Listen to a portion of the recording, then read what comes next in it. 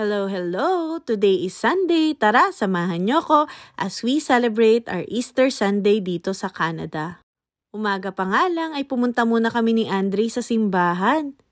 Dahil 1 hour lang yung simba namin ngayon, usually umaabot siya ng 2 hours every Sunday kasi meron pa kaming Sunday school.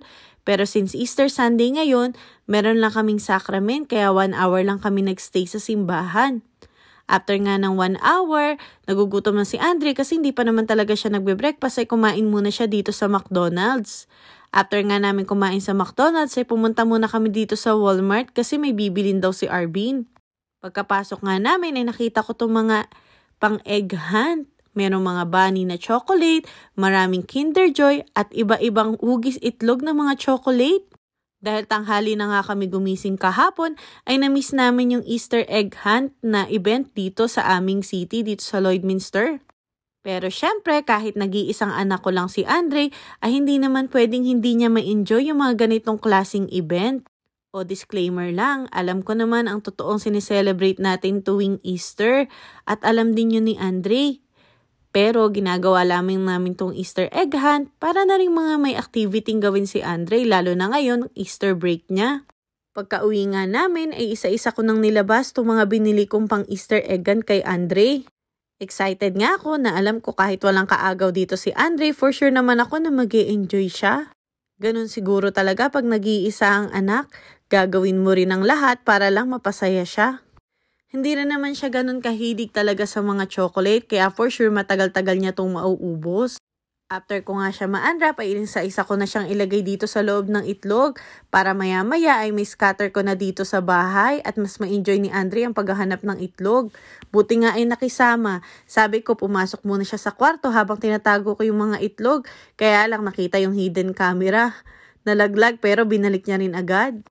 Talaga namang super supportive ni Andre sa for the vlog ng kanyang mama. Loading-loady talaga ako ng anak ko. At syempre, hindi naman ganun kalakihan yung bahay namin dito sa Canada, kaya hindi ko na rin pinahirapan si Andre. I'll make sure na sa mga visible area lang tinago yung mga itlog. Nakakatuwa nga kasi ang kukulay talaga ng mga itlog talagang napakadaling hanapin. Maya-maya nga pinuntahan ko na siya sa kwarto at sabi ko magi-start na kami at kita nyo naman talaga namang tuwang-tuwa. Sabi ko nga, ay ready, set, go. At ayan naman, dali-dali na rin siyang tumakbo. O kita nyo naman, no?